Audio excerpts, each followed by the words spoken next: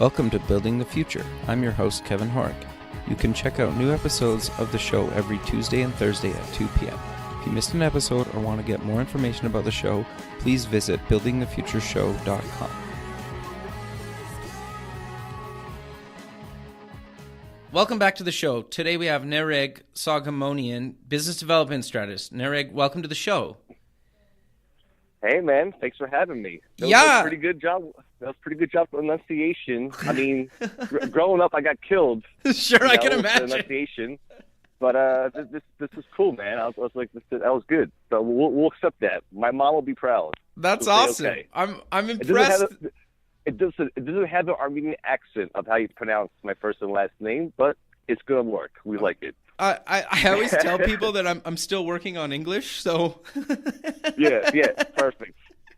No, yeah, but I'm excited to have you on the show. Like, you have a really impressive background and you're involved in a bunch of really cool things, and I know kind of you do a lot more than kind of business development and kind of strategy. But maybe before we kind of get into what you're doing now, let's get to know you a little bit better and kind of cover your background and where you grew up.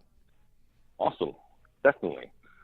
Yeah, I mean, how much time do you got? Where do you want me to start, About man? 45 minutes.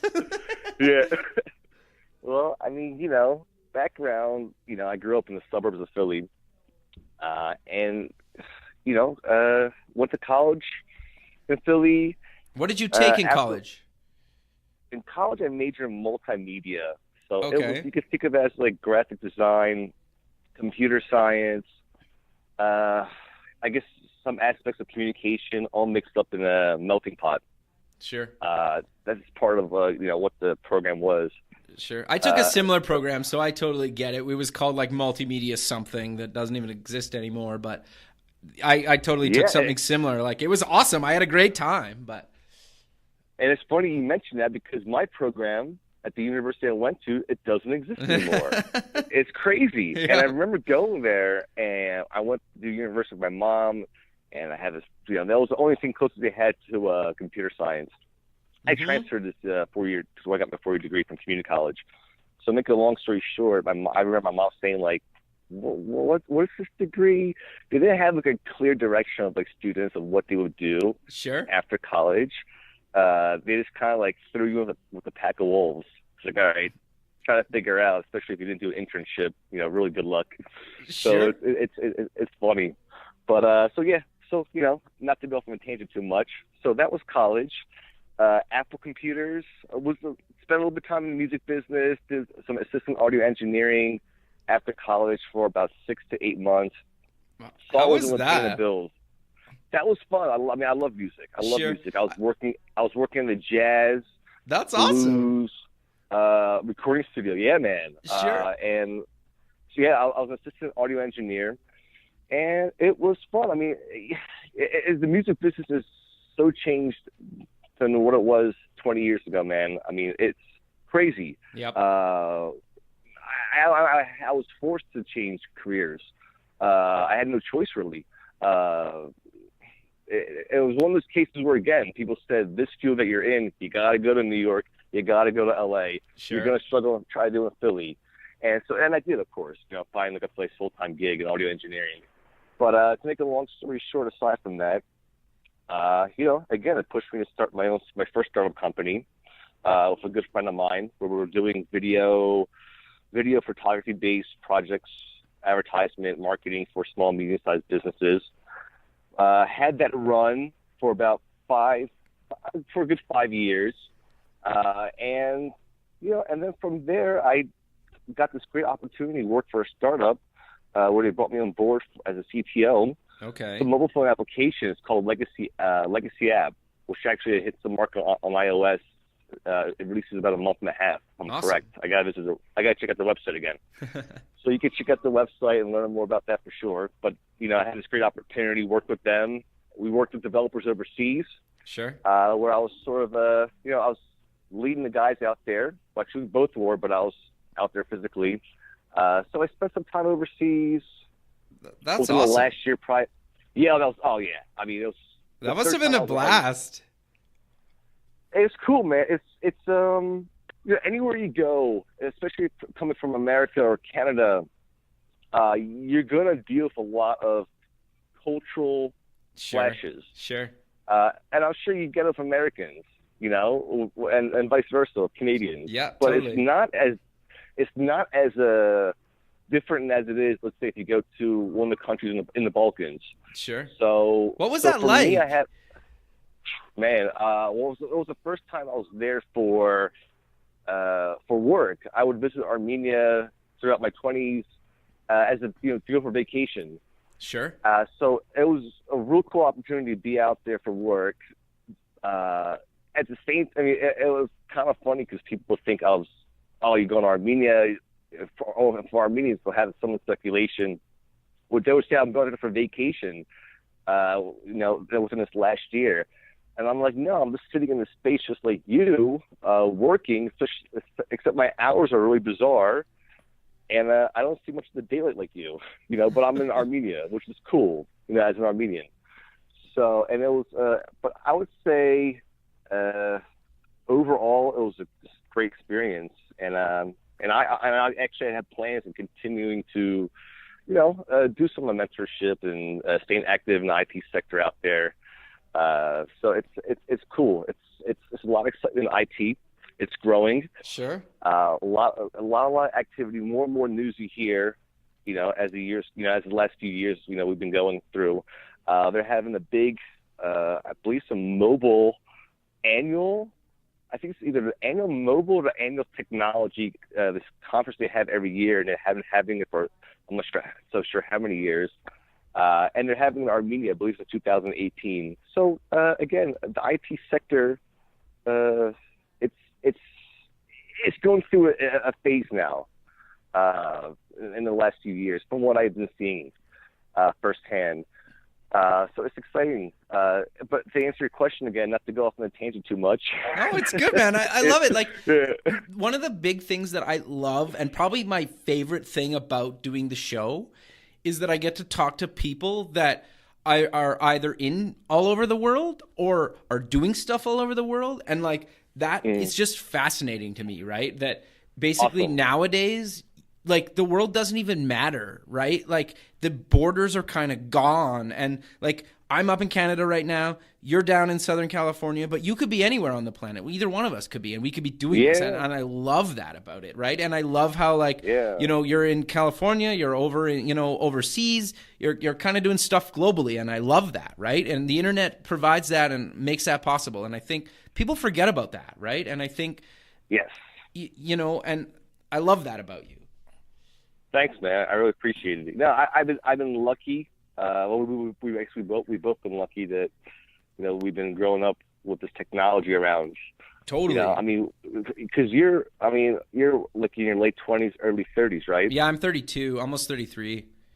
Right on. So you also lived the life of like not having this thing called the internet and then having this thing called the internet. Mm-hmm. So you also seen both sides of it, and it's just crazy. It's crazy how different it is without life without the internet. Yep. Well, and it's No, and it's important how crazy like just networking online is. Like, you and I met online, right? And now we're a few months later. We're basically recording this show, and we kind of know each other a little bit now. And we had a call before, and it's awesome, right? Like, it's the whole thing is just awesome to me. I think I gotta agree. And just recently I read an article, I never knew about this, and I could be correctly, maybe I misread this article, I doubt it, but it's based on the founder of Uber made a post on Twitter. I'm not sure if he did or didn't tag someone or what hashtags he used, but he raised funding. I think this was initial round of funding, maybe a seed round, to raise money to develop Uber. That's awesome. Through a post on Twitter. That's awesome. I love that. And I can't remember. But then the story goes and I can't remember the investor. He responded back to him, said something like "inbox me." I'm like, are you kidding me? Like, this is how Uber started, using like Twitter's platform. The guy probably busted out a cell phone and made a tweet. He's like talking to his partner. He's like, "Oh man, we gotta get some money fast. What are we gonna do? Hold on, let me try Twitter." Like, who does that? But again, it's a powerful tool. Sure. Well, I get most of my kudos to Uber. No, totally. Well, I get most of my guest for the radio show from just my LinkedIn and Twitter followers, to be 100% honest with you. So it makes total sense, right? I think that's awesome. And like I said, you and I met on LinkedIn, and if we didn't meet on LinkedIn, we wouldn't be recording this right now. So I love the power of kind of social networking and just kind of networking online, right? So I think it's awesome. Yeah, it's in our field. It's real important, man. And I was naive about like how important LinkedIn is. Like if you're in IT, you got to have like an updated LinkedIn page, or you're in trouble. And if you have your own website, more the better. Totally. So which I'll have my website launched by next week. That's awesome. So I'll let you know about that. No, that's good, man. That's good. What's the domain going to be? It's going to be my first name and the last two letters of my last name. Okay. So .com. So naregso.com. Awesome, man. Or Nareg So. That's awesome. So I'm kind of curious. What are you up to now? You're doing a bunch of stuff. So maybe let's kind of cover some of the things you're involved in now. Yes, definitely. I mean, right now, I definitely settled with these. It's my buddy from back home who started working with these startup guys. The guys who developed this gaming startup company that are working on, who live in this amazing area in California. Okay. Who invited me to stay with them. They had like an extra bedroom. They said, "Come on down. Let's hang out with us. Get settled here before you move out to, somewhere either in LA or Santa Monica." I said, "All right, this is cool." So pretty much I've been with them in particular, just kind of been loosely answering any questions they had. A lot of questions I get a lot is people ask about like a one-page summary or a business plan, or where to start in developing a startup company or a product, or in terms of some of the legality questions, working it down paper. So I've been kind of helping out them loosely, but on paper I've been involved with an awesome AI company as well, which I've been involved with for the last year and a half. Again, my role with them has sort of been like a board member. Sure. It's fun. I love this whole AI. I think it's very interesting to me. So when I met one of the founders, and the company's name is called Astrana. So if you go to Astrana, AZTRANA.com, it'll actually talk some more about the software they're making. Sure. AI, machine learning software, and it's going to be really exciting. We're going to have a platform ready to go in about a month. A prototype ready to go about a month and a half. So I am actually going to let you take a look at it in detail. But it's a software that acts like a chameleon, and it works customly towards every individual, makes its surroundings custom to them, and check out the website, because I will not do as good of a pitch as was found on the website or the founders, and they'll kill me if I screw it up otherwise. Again, from the founders came from more of a UI UX, and they developed the idea as well. Sure. And so I've been seeing these guys sort of foster this thing the last couple of years, and from the software side of it to building the team, and it's exciting. So you'll definitely hear more about them in upcoming months for sure. So there's that, and then there's Legacy App. I jumped on board with them as the CTO last October, not last month, October, a little over a year.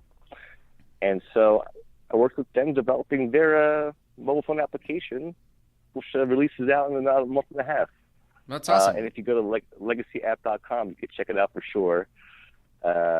It's exciting. I get drawn towards, put it this way, I get a lot of pitches. A lot of people show me a lot of startups and stuff they've been working on in the last year and a half. I get kind of gravitated towards, I would want to say, a little bit like social good type of software startup companies I kind of tend to get gravitated towards. Like don't just make a fart app and try to make a quick buck. Sure. To give you an example, there's a lot of ways you can make a quick buck in this business. Everyone who's involved, they know this. Sure. It's obvious. There's obvious ones too. You don't got to be a rocket scientist to figure it out. But I guess those are the companies that, like I said, I gravitated towards, or more the social good types, guys that making meaningful software. And so I would say that's where it's at. I developed my own startup again 6 years ago.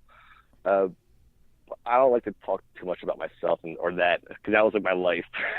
Sure. But that was, and I think I might have mentioned before earlier. It was just it's my first startup that my friend helped me develop, and it ended up being a marketing sort of startup company, and it evolved from being a video and photography based project creating startup company.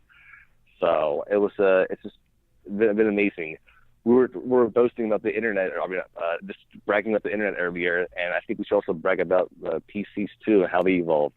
Sure. Because I definitely would never been able to run my business without it. So a lot of the core parts of my business, even the technology and the cameras, there are computers inside them. So yeah, another thumbs up to technology kicking butt in the last 25 years. Sure. No, that's awesome. So you kind of mentioned earlier that you get asked for kind of advice and whatnot. Do you maybe want to kind of talk a little bit more about what you kind of get asked all the time, or what you kind of see and kind of how you answer those questions? Yeah, I mean, lately the question has been, if there's something as simple as starting a photography company, okay, or just, or something like, I don't know, let's say selling your own custom print T-shirts.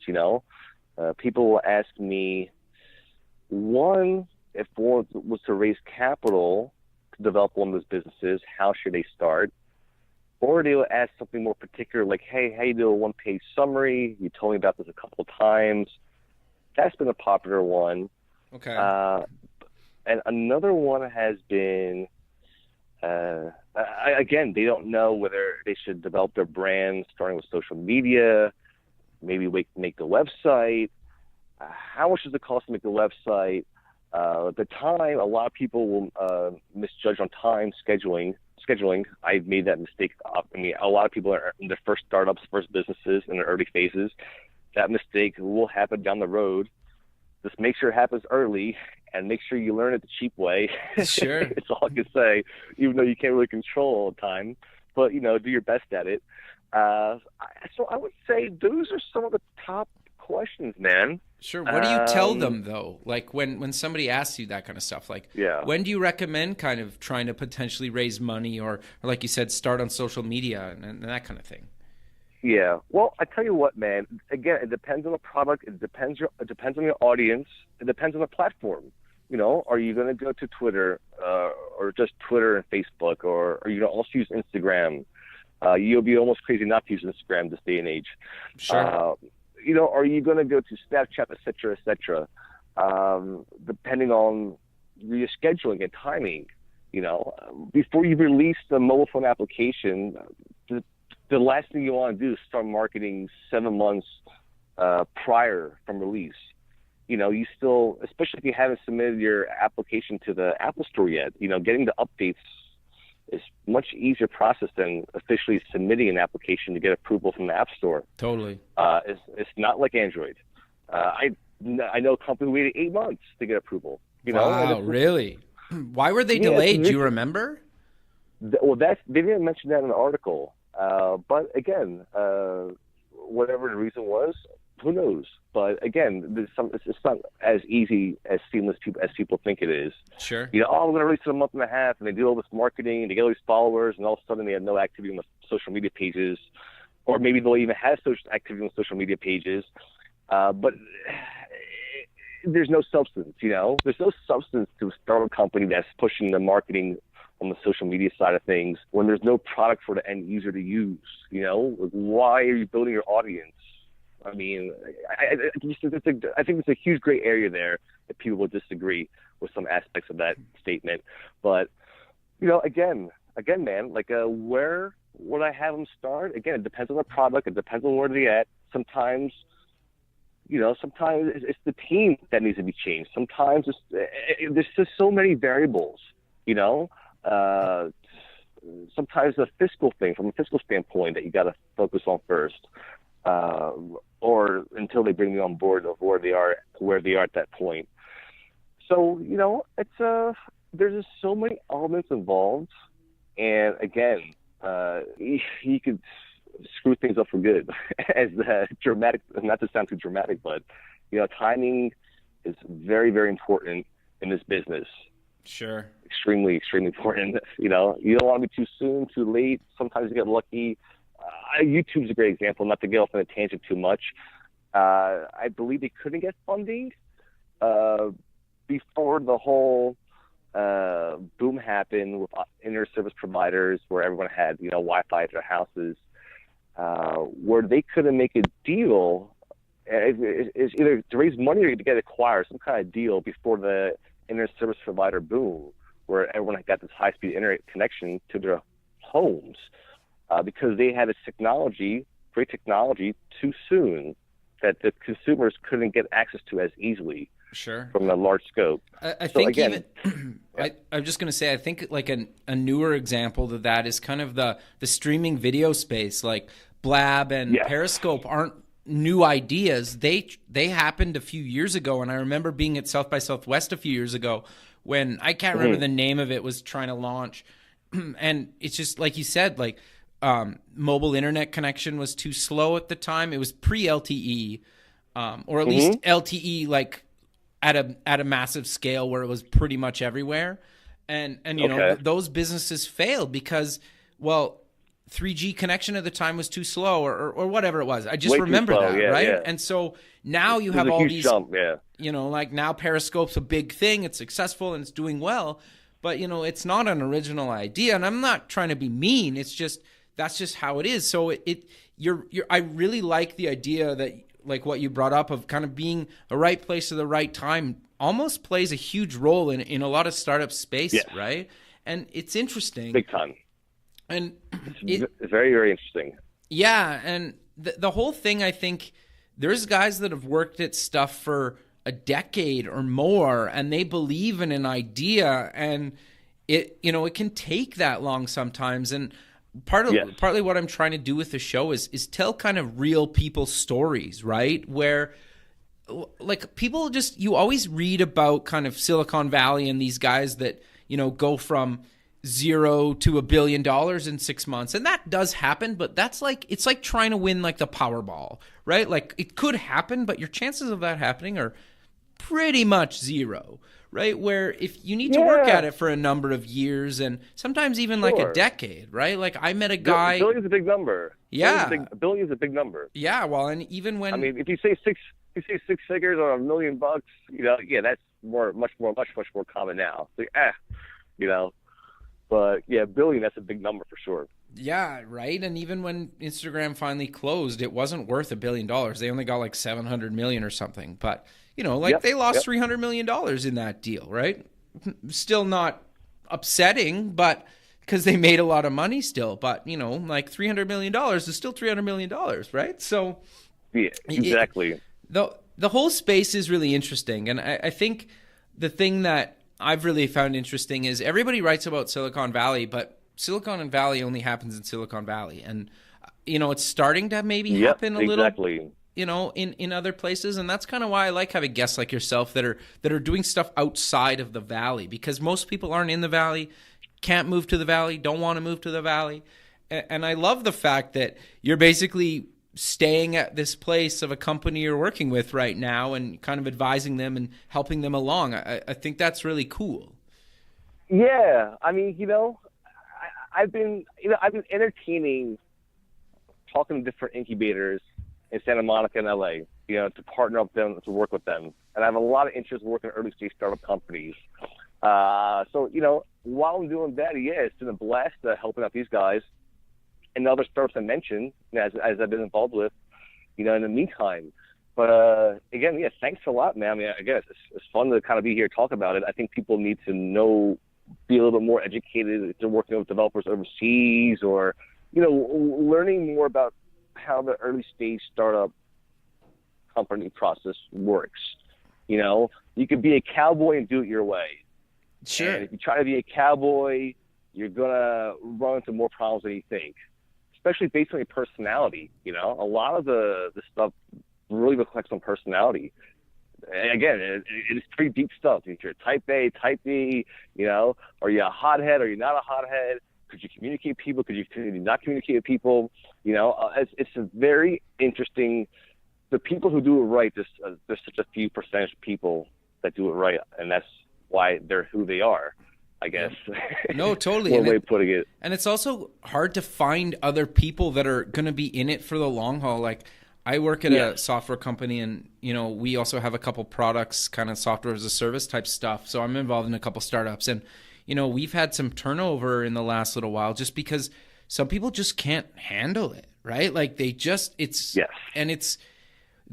a roller coaster ride. Like, some days you're like, you're at the top of the mountain thinking like nothing can ever touch me, and then the next day or even an hour later you're like, oh man, I should just give up everything and, you know, I don't know, just go work a minimum wage job, just mindless checkout. Like, so, and you know, you can have that happen 3-4 times in one day, and some people just aren't cut out for that, right? And I think I'm trying to just tell the story that it's a roller coaster, right? And get on, big time, and just, you never know where you're going to end up. And that's why I love it, right? Like, it's always new and it's always interesting. And I think you're right that certain people just don't really get that. And I think it's hard work and it's a struggle, and, you know, it's not as glamorous some days as it's portrayed. And I think I kind of go back. I love the fact that you guys are just like in a house doing it, right? And building something. I think that's awesome. And that's what it's about, right? That's how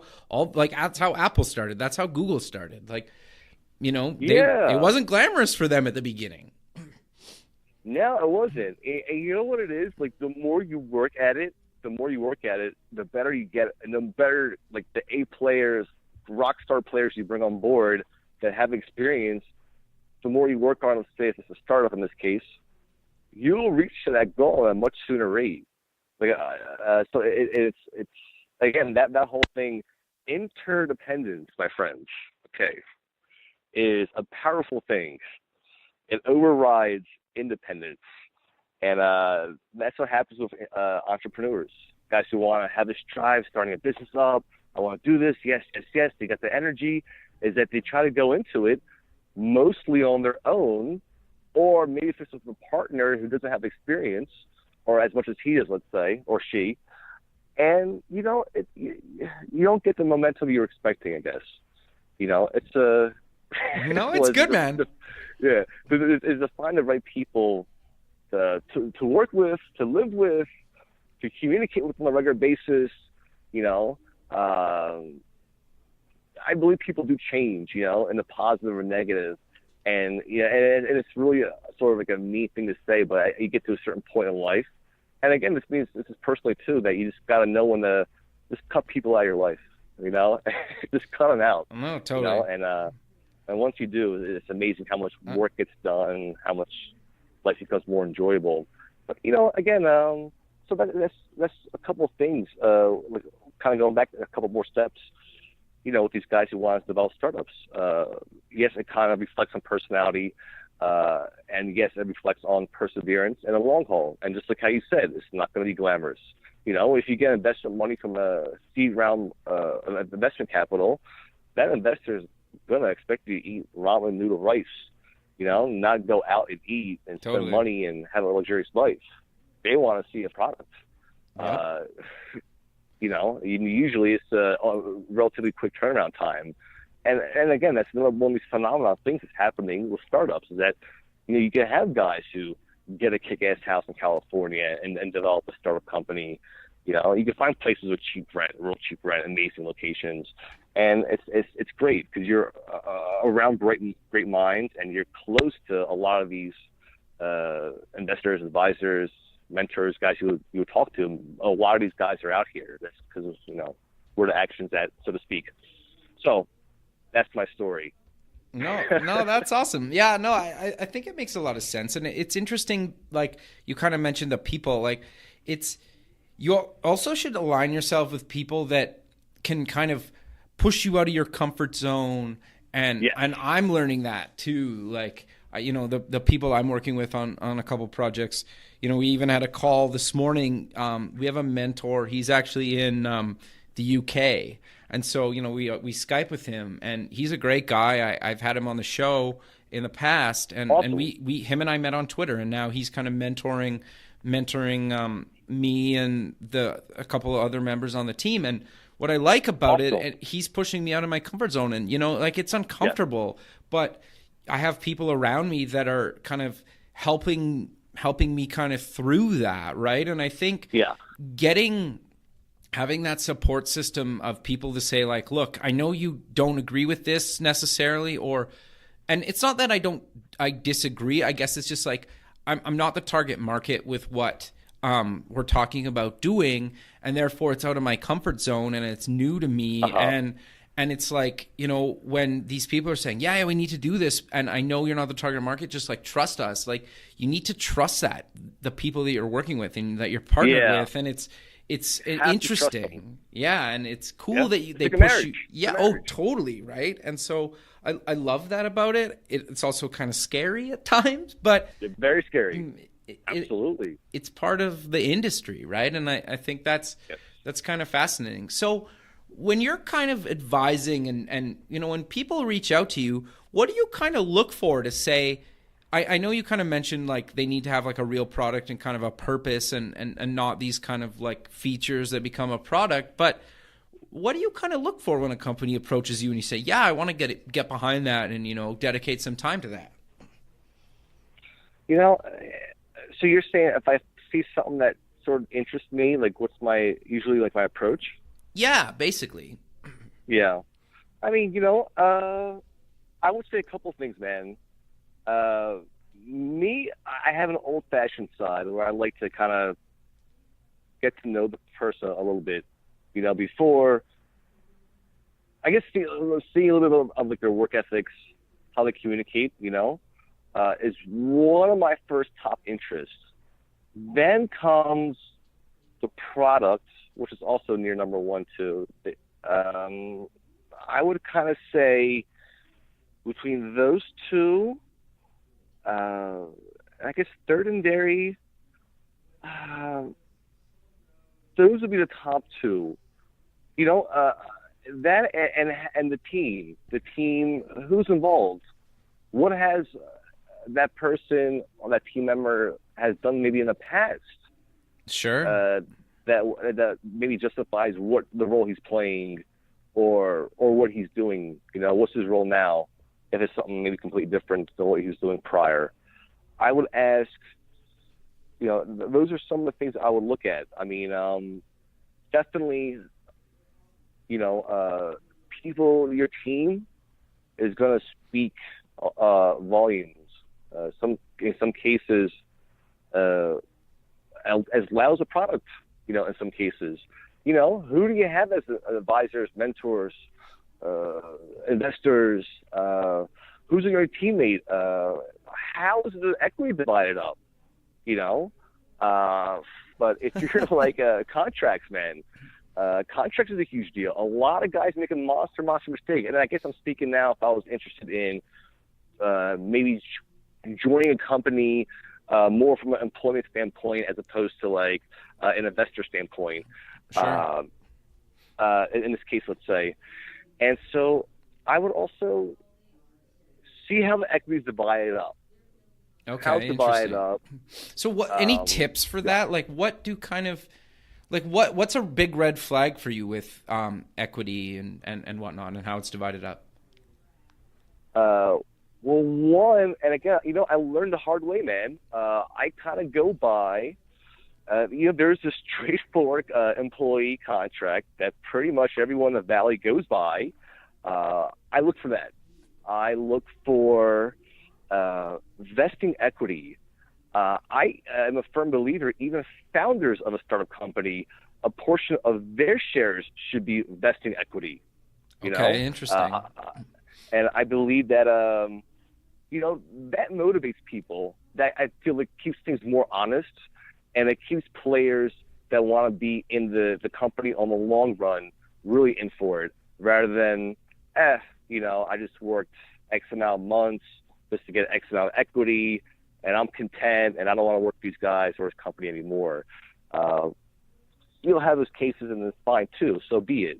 So those are some things. Again, for me, I made mistakes with, not properly looking at contracts. Now I do. Okay. Now I have a lawyer who looks at them, and plus I self-educated myself pretty damn good. Okay. But I still, consult people when I cross those bridges. So that's another thing to look at. Again, a lot of guys can write something on a napkin or type up something on one page and say, "Here, sign here." So again, look for a legitimate contract. Not saying I signed something that was on a napkin. Don't get me wrong. I'm not that old-fashioned or anything. Sure. Yeah, but as far as so I would say, look after that. How the equities divide in a company. The last thing you want to do is join a company when you have everyone, their mothers has equity, and now a company has this much to hand out to employees, and you want to make sure that stuff's good. And founders won't be entirely comfortable to talk about so much detail, but if you can at least see how the equities divided up, and if you can at least see a legitimate contract to work with, those are great starts. So again, and this is sort of goes off of his personal experience. So that's, that's one area where I say to a lot of people, I think I did, before they jumped the boat and joined a startup company. So. No, that makes sense. Is there any other kind of advice or kind of things that you've learned the hard way that you like to tell people? Man, again, how much time do you have, brother? No, I'm kidding. I guess I would say if I was to do anything different, I would say with my first startup company, I would say don't sell your car right away and use that money to start a business up. Okay. I would say get stuff down on paper right away. Make bullet points. If you type down, I tell you what, a great source I use, and I'm not sure when this website came out, but it is one of the best websites I think out there on the internet, one of the best corners of the internet. Check it out, QAura.com.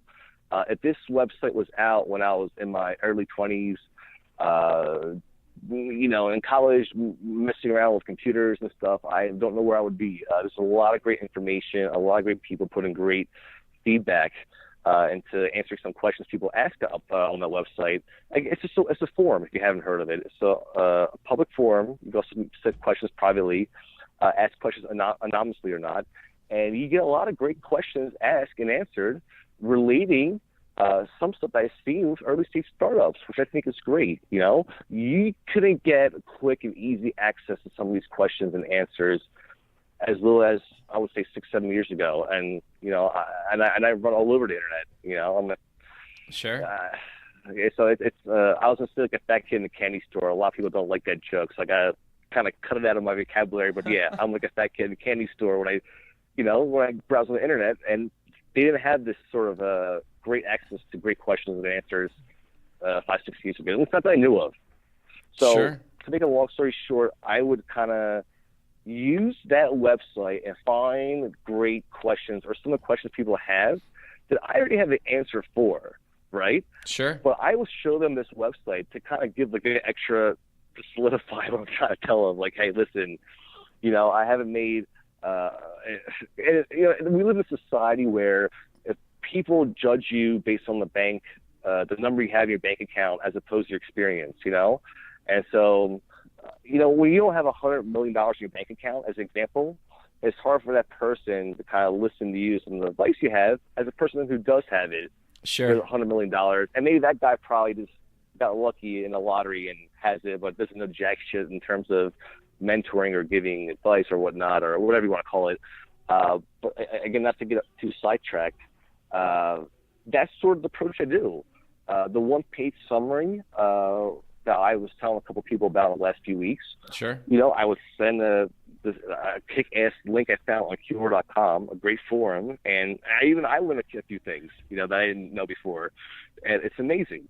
So I would send those links as well to answer some of these questions I've been getting, and it's great. It's a great tool. I would say it's almost pretty close, if not as important as something as a YouTube. Sure. That sounds crazy. No, I love YouTube. Yeah. One of the best learning tools, platforms out there for sure. Yeah, and it's free, right? That's the other thing. And it's free. It's free. If my dad was alive now, he would not believe what YouTube could do and what you can learn from it. I am telling you, the man would be on all day looking up stuff on cars. Sure. And it's amazing. He was a big car guy. And I tell you what, that's how I learned some repairs in the car I'm driving around now. I look up some YouTube videos. It's amazing. But yeah, I would say YouTube is very powerful. Cure is very powerful, if not just as much as YouTube. So definitely check it out for sure. No, that's awesome, man. Well, we're kind of running out of time, so maybe let's close the show with kind of where people can find you online and any other kind of links you want to promote. I know you're launching a new website, and by the time the show airs, your site will be up. So you want to maybe mention that and a few other sites? Yeah, I'm going to have a few other sites mentioned on my website as well, but definitely mention them on the air with you for sure. And my website's going to be naregso.com, naregso.com.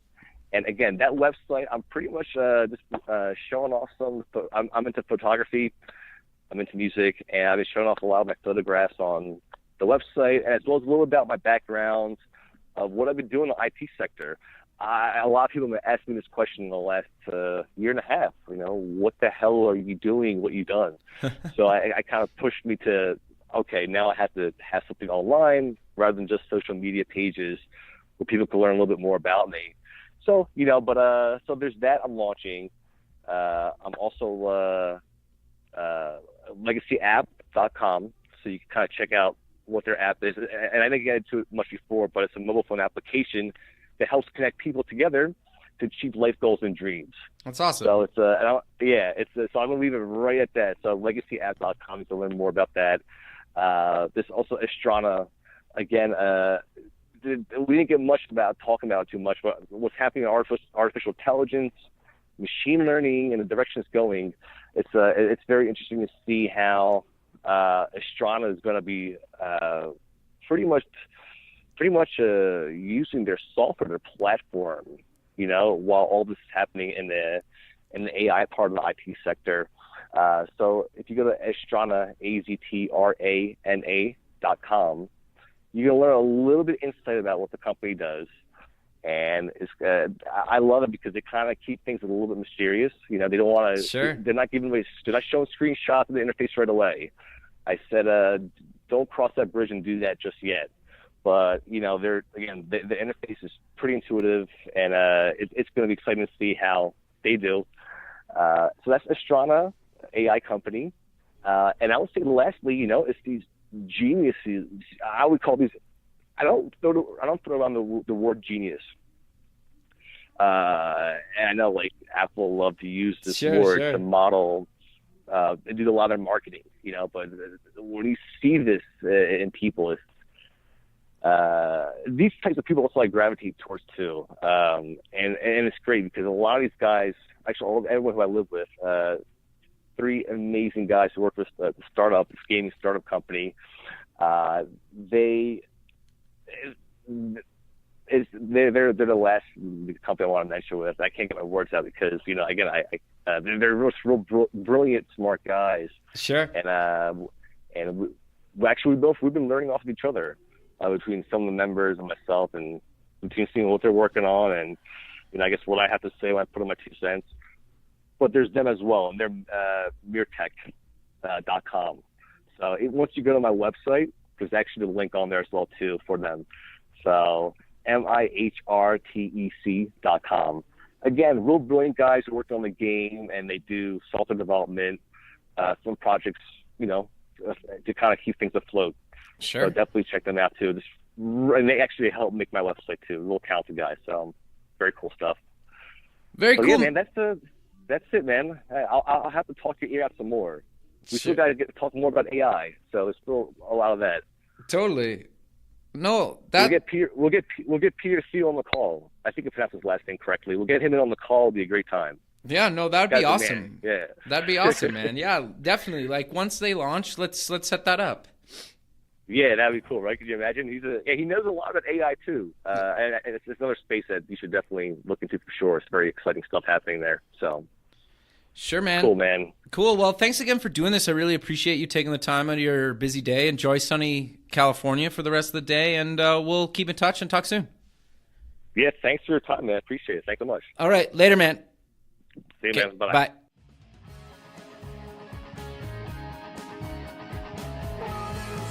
Thanks for listening. The music for the show is done by Electric Mantra. You can check them out at electricmantra.com and keep building the future.